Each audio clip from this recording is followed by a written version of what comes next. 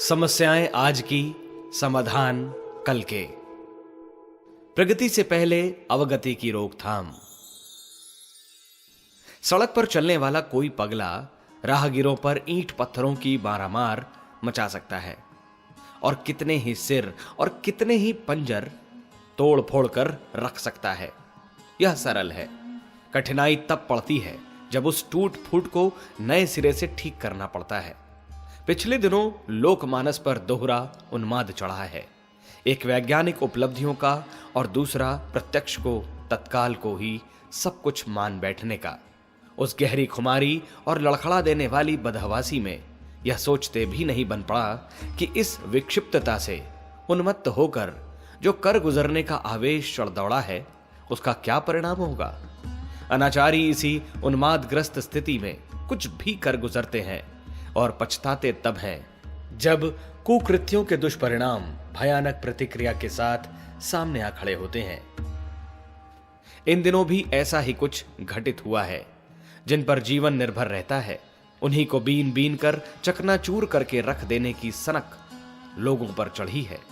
फलस्वरूप यह संकट आ खड़ा हुआ है कि अगले दिनों जीवित तक रह सकना कैसे बन पड़ेगा, विपन्न विग्रह के घटाटेपों से कैसे निपटा जाएगा। प्रकृति के साथ क्रूर मजाक करने पर उसका प्रतिफल तो भुगतना ही पड़ेगा। अग्नि में हाथ डालने पर झुलसने से कैसे बचा जाए।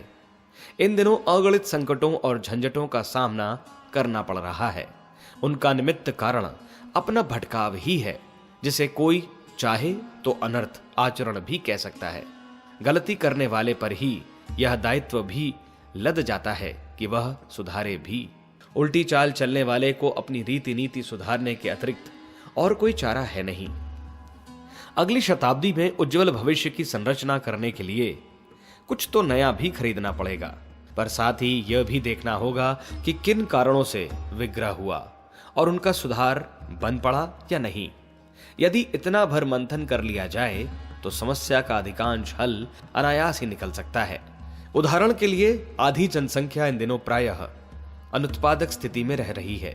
दिन गुजारने के लिए घरेलू काम धंधों में ही प्रायः सारी जिंदगी गुजर जाती है।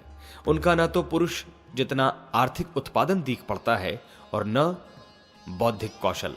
घर से बाहर बिखरी हुई असंख्य समस्याओं के समाधान में उसका योगदान नहीं के बराबर है।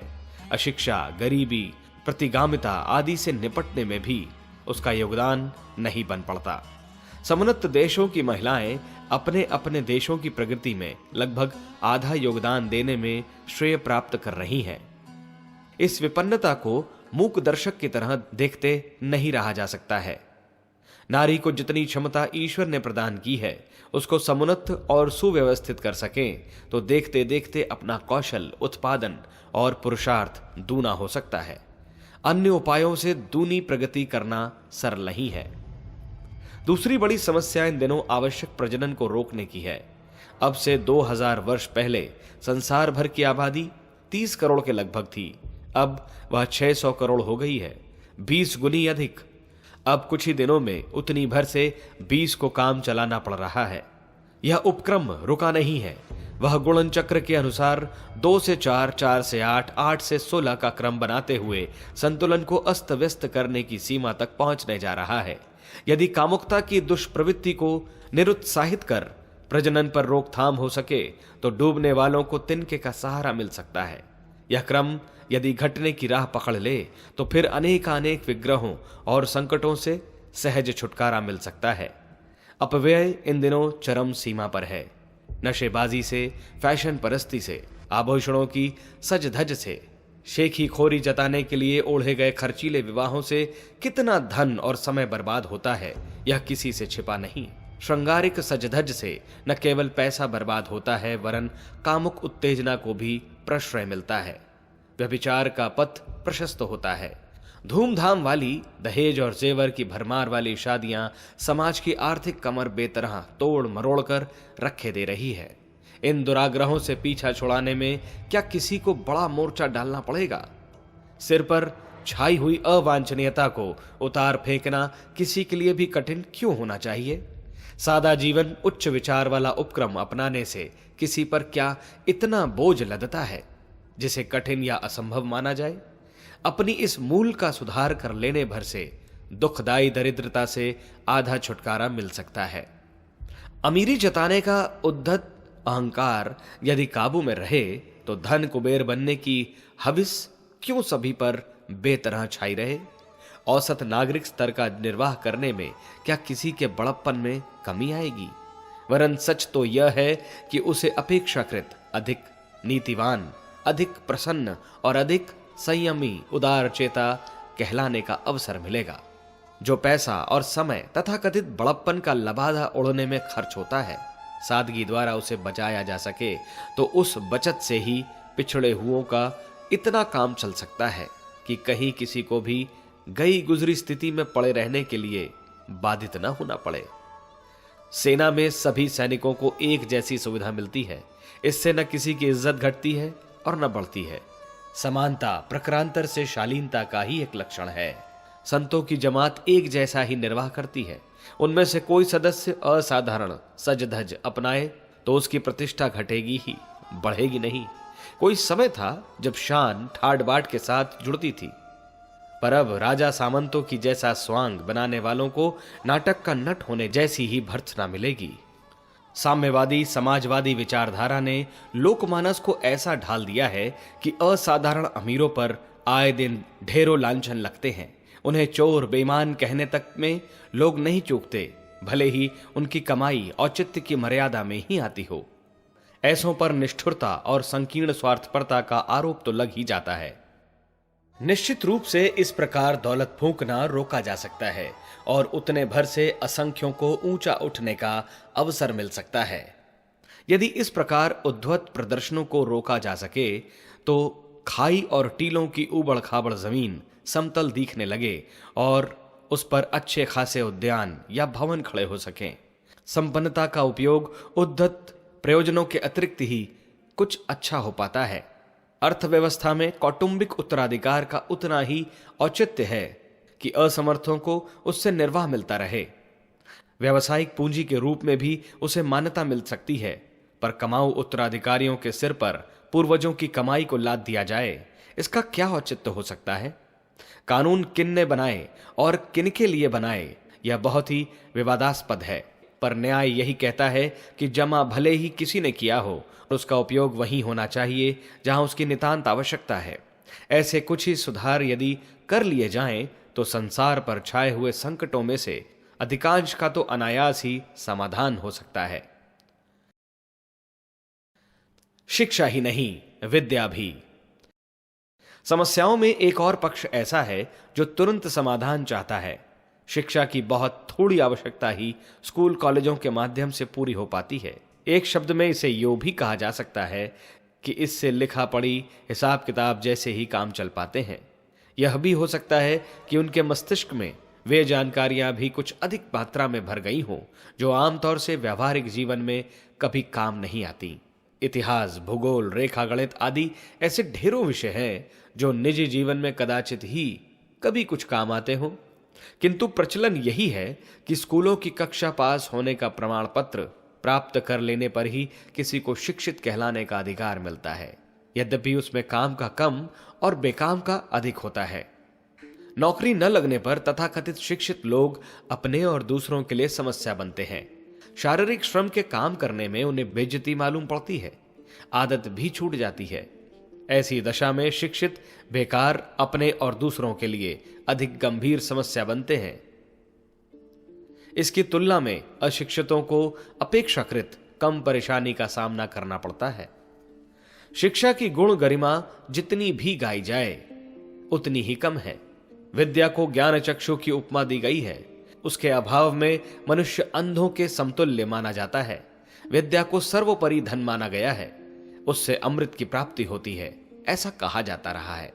पर उसमें यह सभी विशेषताएं तब उत्पन्न होती हैं जब उसके द्वारा मनुष्य के गुण, कर्म, स्वभाव का, व्यक्तित्व का विकास हो, प्रतिभा को समुन्नत सुसंस्कृत बनाने में सहायता मिले।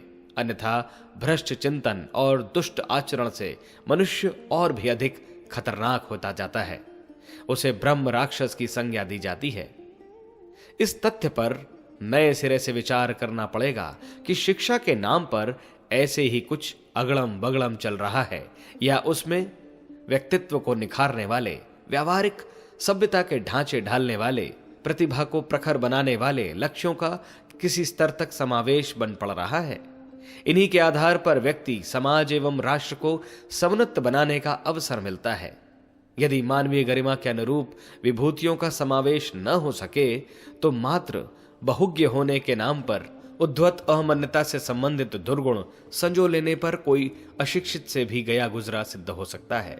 वह ऐसे दुःस्वभाव का आदि बन जाएगा जिससे हर किसी का हर प्रकार अहित ही हो सकता है। शिक्षा की इन रचनात्मक और ध्वंसात्मक दोनों ही शक्तियों से हमें भली प्रकार अवगत होना चाहिए। समाज को इच्छानुसार ढालने वाले मूर्धन्यों ने अपने समाज की शिक्षा पर पूरी तरह ध्यान केंद्रित किया है।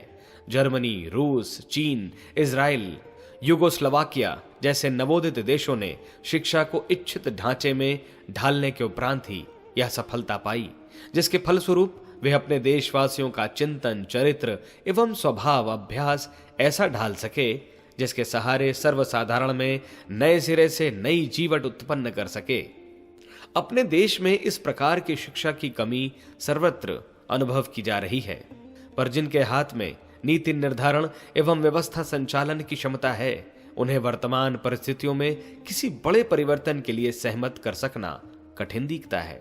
ऐसी दशा में एक ही विकल्प शेष रह जाता है कि देश के मनीषियों, विचारशीलों को इस अभाव की पूर्ति का भार अपने जिम्मे लेना चाहिए और समझदार लोगों के सहयोग से इस दिशा में महत्वपूर्ण कदम उठाना चाहिए।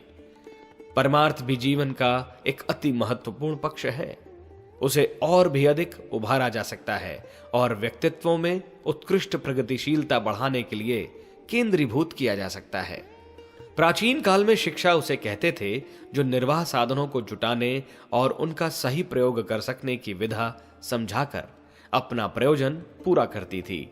इसी के साथ वह प्रकृति संपदा और चेतना के क्षेत्र में प्राणियों तथा मनुष्य की रीति नीति में कायाकल्प जैसे परिवर्तन उत्पन्न करती थी।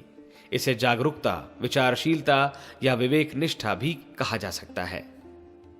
नशेबाजों को अर्धमूर्छित कहा जाता है।